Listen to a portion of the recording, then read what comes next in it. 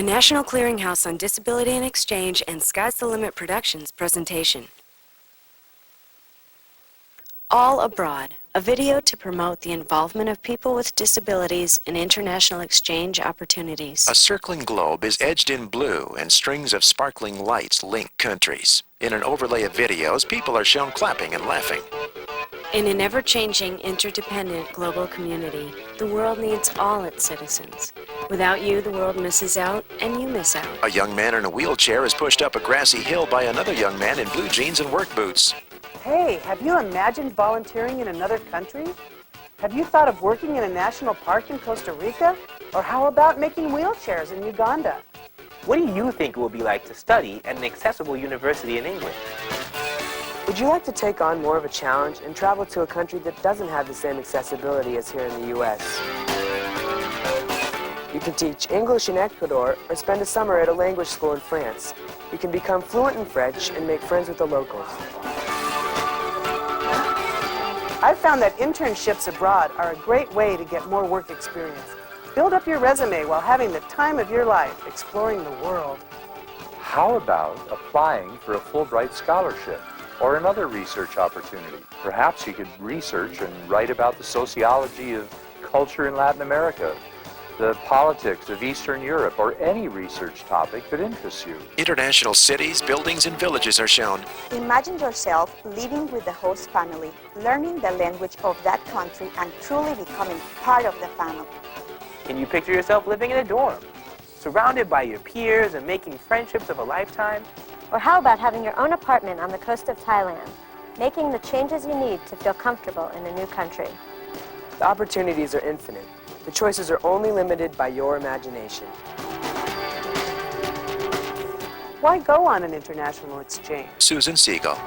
I've seen that international exchange experience has really enabled people with disabilities to enhance their resumes, to increase their language development, to have a keener understanding of cross-cultural issues, and especially in this globalized economy, I think it's real important with people with disabilities to have those types of experience. A woman's working outside. I learned so much about what I did. I thought I could not do particular things, and I challenged myself, and this opportunity gave me the chance to try things that I really clearly thought, indeed knew, that I could not do. And there I was, bouncing through the woods, picking up, large pieces of equipment, moving things, finding new ways to be able to do that. And obviously that translated into my life as I went back home, because I started seeing it with new eyes. She rakes from her wheelchair. My volunteer abroad experience affected my life not only personally, but also on a professional level. I returned from my experience and went for an advanced degree, got a master's degree, and now I'm working on an international level. To be a black man in a wheelchair who travels to another country and sees how someone else lives is quite a fascinating experience. It's rewarding, it's a humbling experience. It really makes one look at their lives and appreciate what they have. It's about seeing the joy that people take in their lives regardless of what they're facing. It's a challenging experience for people with disabilities all over the world. And if you can share that experience with someone and they can give you something to take back and you can give them something, that makes all the difference in the world. People are dancing, some in their wheelchairs. What about finances? There are creative ways to fund your international experience. Your Social Security income or vocational rehabilitation benefits may be used towards an international experience that enhances your employability. For me, with my exchange, a large portion of it was funded through a grant, and then I needed to come up with several $100s, which was a lot for me at the time. And so what I did is I got a bunch of my brothers together, and we went door to door collecting cans and bottles. The company that was sponsoring my international exchange was able to give me a scholarship that covered half the money, and the other half was up to me to raise. And I did a letter writing campaign, kind of a vigorous letter writing campaign, that I made fun. I made a challenge for myself. And people responded to it. It was fun, it was lighthearted, but it also got to the point, hey, I need money. Can you give me a hand here? But what if places aren't accessible? A young man's in a wheelchair. Our leader asked us to explore the subway system and see if it was accessible, so me and another friend that was in a chair and two other able-bodied friends went off to explore the subway system, and we found out it was definitely inaccessible. And so as we were traveling up and down stairs, we had to recruit lots of people to help, which they were more than willing to help. Some countries have more accessibility than others, but remember, people with disabilities are living in those countries. It will never be what you were used to at home, but that's part of the adventure. Sometimes I just went down the street where there was no curb cut, so I just went out a driveway exit and just went down the street. Train stations, you know, there are places that obviously weren't accessible, but you just kind of grin and bear it and deal with the situation and have a good time. People are smiling and helping others. Some people may require personal assistance. You may want to come with a one-on-one advocate or assistant, or there are ways to arrange for the support you require in the country of your choice. But how could I organize my own short-term exchange? Susan Siegel. I've seen so many disability organizations have such wonderful experience organizing their own exchanges. For example, we organized an exchange with people with disabilities from Oaxaca, Mexico, and we raised money for 2 or 3 people to go to Oaxaca. While they were in Oaxaca, the friends in Oaxaca had them hosted in families, and they learned about how their organizations work. And then the following year, they raised money and sent a group of 2 or 3 people, and we hosted them here the same as they did for us, and it was a fantastic experience. People are whitewater rafting. How can I have an international experience without leaving home? I really wanted an international experience, but I wasn't ready to go abroad. So I started volunteering with an exchange group here in my hometown and getting involved in different functions that they had with receptions and things for incoming exchange delegates. And then one summer we actually hosted a student from Paraguay. It was wonderful. I think that myself and my family we've gained a lot from the experience of hosting people. It's just a window. It's a window into another lifestyle and another part of the world and another way that people live that you don't see any other way. It's an experience that can only make you stronger. It can only make you better and more capable to deal with your situation at home. International exchange is for everyone, no matter how young or old. It includes people with all disabilities, such as visual, cognitive, psychiatric, physical, learning disabilities, and people who are deaf.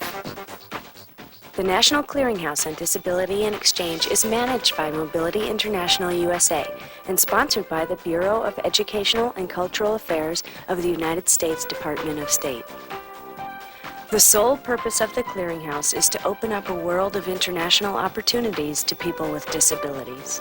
The National Clearinghouse on Disability and Exchange is a valuable resource which can provide personalized information, referrals, and support for international exchange and disability service professionals to ensure the full participation of people with disabilities.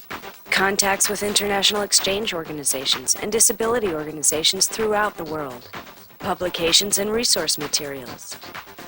Americans with Disabilities Act information. Tips on how to make an international experience successful. A woman is silently mouthing her words as she signs. My message for other hearing impaired, and not only hearing impaired, but other people, to have the chance to travel to other countries. And I strongly encourage hearing impaired people to get involved and to learn things that other countries have to offer, such as their culture, their lifestyles, and also to learn how hearing impaired people in other countries live. It's important if you're trying to involve people with disabilities in an exchange program. All things can be accomplished with the right amount of flexibility, cooperation, a little bit of planning. If things don't work out when you plan, adapt to the situation. All things can be accomplished, and you get a tremendous, hey, we made it feeling. We are the ones who are our own enemies, our own barriers, and takes a chance. As a person with a disability who studied in Australia, traveled to Vietnam, Bosnia, parts of Latin America and Africa, I know that you may still have questions. There are risks involved, the accessibility is far from perfect, but I want you to take a minute and think about your international exchange dreams. I know I had a lot of questions and I had some hesitations, but with the right information and the right support and with the right attitude and a bit of a sense of humor, I think working together we can make your international exchange dreams come true. Exchange partners with disabilities are beating drums with musicians. A young woman in a wheelchair smiles broadly. The circling globe is shown. For more information, contact the National Clearinghouse on Disability and Exchange at 541-343-1284, Boyce, TTY, or on the web at www.miusa.org, or by email at clearinghouse@miusa.org. The website is www.miusa.org, and the email address is clearinghouse@miusa.org.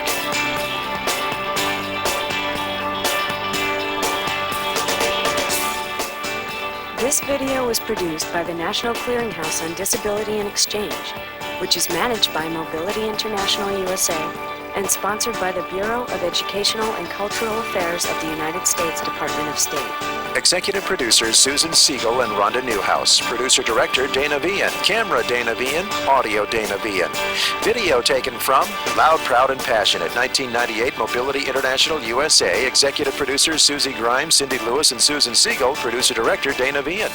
Russian Adventures, 1995 Mobility International USA. Field producer Dmitry Shapiro. Adventure Club. Editor Rob Tobias. Emerging Leaders, 1991 Mobility International USA. Producer-director Rob Tobias. Co-producer Susan Siegel. Home is in the Heart, the Homestay Experience, 1991 Mobility International USA. Producer-director Rob Tobias. Co-producer Susan Siegel and Cindy Lewis. Looking Back, Looking Forward, 1987 Mobility International USA. Executive producers Susan Siegel and Cindy Lewis. Producers Rob Tobias and Ramona McCoy. Mikasa e Sukasa, 1987 Mobility International USA. Producers Susan Siegel and Cindy Lewis. MIUSA 1998 Outbound Japan Exchange. Director Robin Gentry. Many thanks to the following individuals who helped make this project a success: Barbara Altman, Joan Anderson, Bio Ashwell, Mimi Bott, Marianne Carula, John Drilling, Robin Gentry, Leslie Gilbert, Rich Glauber, Cindy Lewis, Andrew Meyer, Melissa Miller, Alicia Niles, Michelle Scheib, Lindsay Callicott, Lillian Rios, Jerry McGill, John Henry Roberts, Tom Brocker, Kevin Henry, Tina Singleton, Estelle Moore, Krista Lida, and Sally Sheklow. A special thank you to the Temple Beth Israel 7th grade class in Eugene, Oregon: Jared Aaron Levine, Camera Area, Aaron Friedman, Annie Henderson, Lee Kahn, Al Popper, Kai Rodarian, and Hannah Rosenthal Fuller. A special thanks to David Levin of the Bureau of Educational and Cultural Affairs of the United States Department of State. Copyright 2000, Mobility International USA. Narrative script written by Dorothy Thompson. For the Narrative Television Network, this is Kevin Meyer.